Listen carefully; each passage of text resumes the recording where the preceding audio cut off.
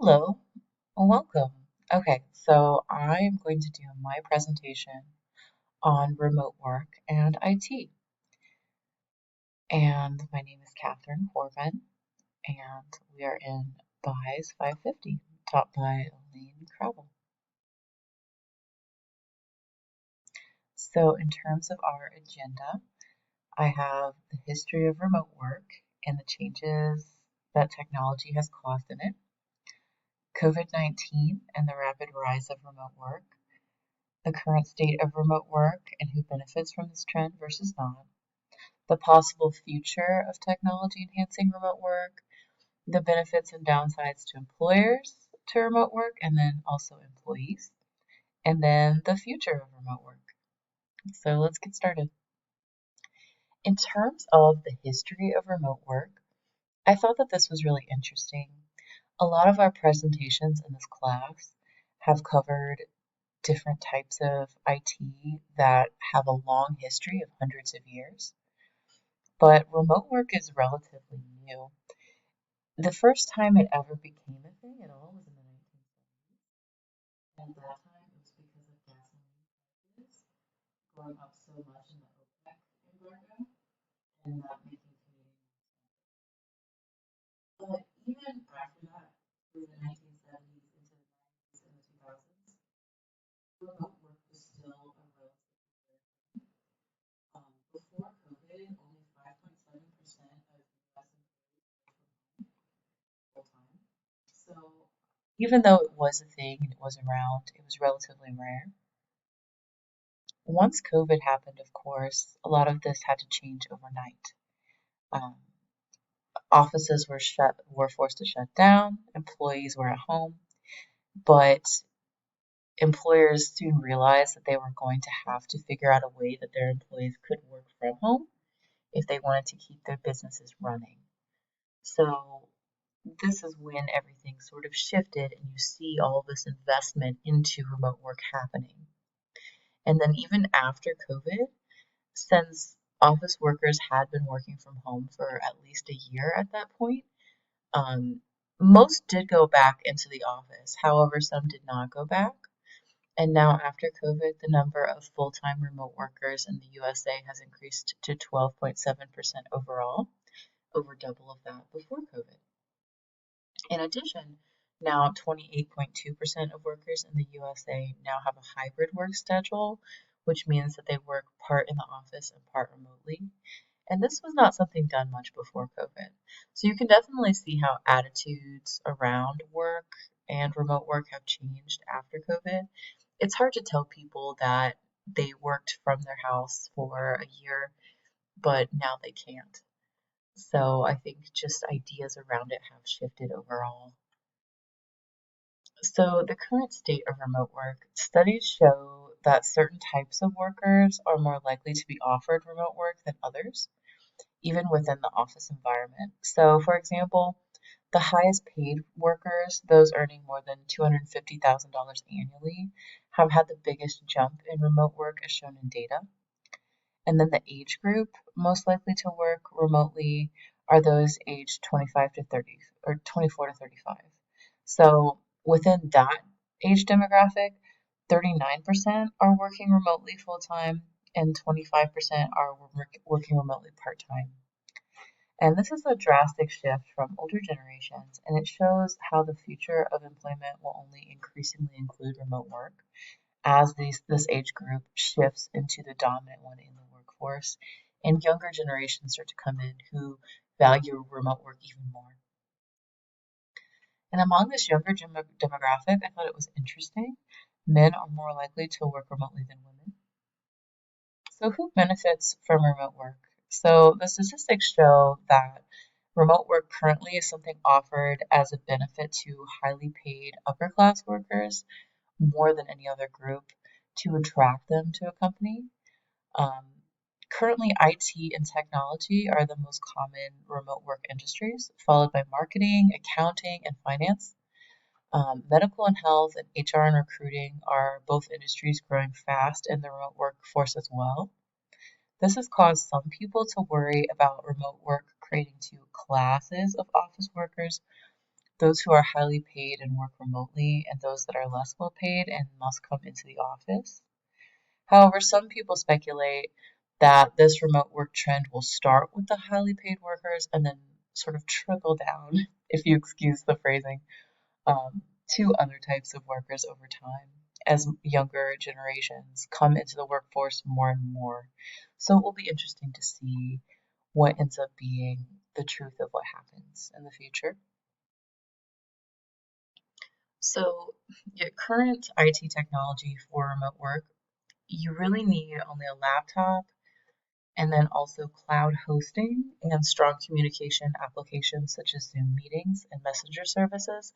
These are the main technologies that you need to work from home currently. Also, a strong security system that addresses threats associated with cloud computing and remote workers accessing your private databases in their houses. So, and it's also important to note that the more a company has remote workers, the more important it is that its IT functionality be very strong so that those employees can be as productive to the company as possible.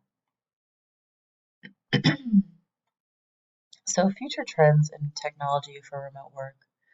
Currently, two that I saw were that several companies are trying to use virtual reality and the Oculus headsets to create a meeting space for companies that feels more lifelike. Meta has launched a platform called Infinite Office for this purpose. And there's also a new app called Arthur that provides a similar technology through Oculus. So that might be an interesting way that in the future employers are able to offer a more face-to-face experience with meetings while still having employees work remotely. And then some companies are also currently working on hologram Zoom meetings with 3D models of the participants mapped from an individual's features through their laptop camera. And the struggle of that seems to be making it possible without a green screen background. So hopefully they work that out. So, benefits to employers of having a remote workforce. So, the biggest benefits to employers are the ability to attract better talent by offering remote work, the ability to reduce turnover and increase employee satisfaction, and finally, the cost savings of a remote workforce versus maintaining an office. So, many employers find that having a larger pool to search for talent in. So, think about the entire US versus the population of one city and the amount of people you're able to look for within those two populations for the talent that you need. You're going to find more options and better talent if you're able to search a larger area. So that's a big benefit to employers when offering a remote work job. The cost savings is also very notable. Some research shows that employers can save an average of $11,000 per employee when switching to remote work. And this makes a lot of sense to me. I remember I used to pay the rent for my last company every month for our office space, and I was always shocked at how much it cost. So that number is entirely believable to me. Some employers are concerned about work from home and worry about the distance created between employees and how to manage coworker relationships without office interaction. I know some employees have like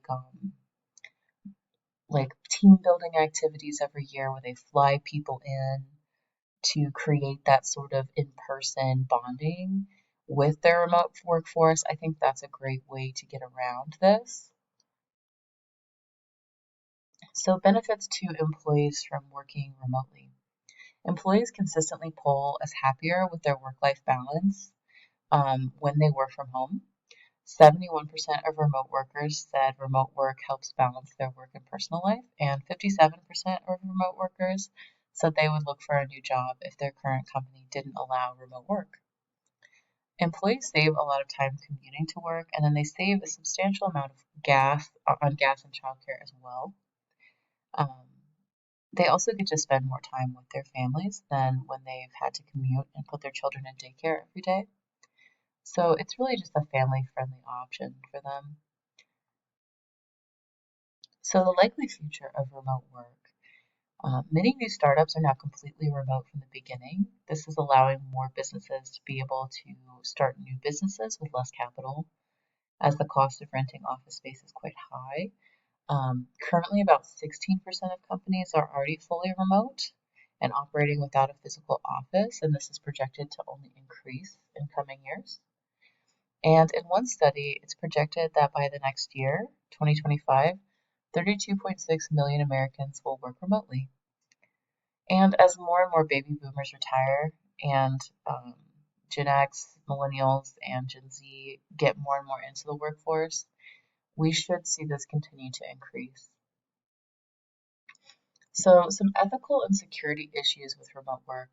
The biggest ethical issue is whether monitoring technology should be used on employees.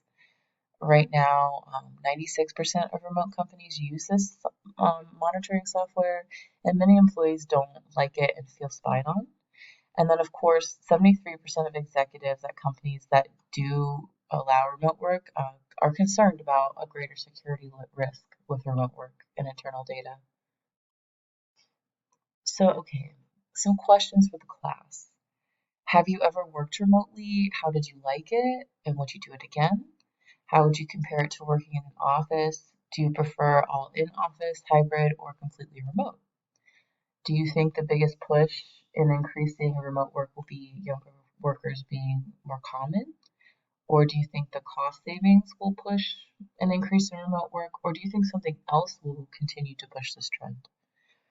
And then or do you think the trend will go down? I'm curious. And then what do you think about the ethical and security risks associated with remote work?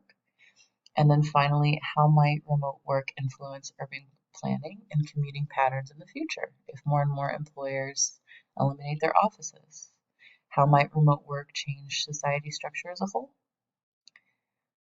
Here are my sources, and I really appreciate you guys listening to my project. I hope you really enjoyed it. I think this was an interesting topic overall, and one that all of us have dealt with in one way or the other in COVID.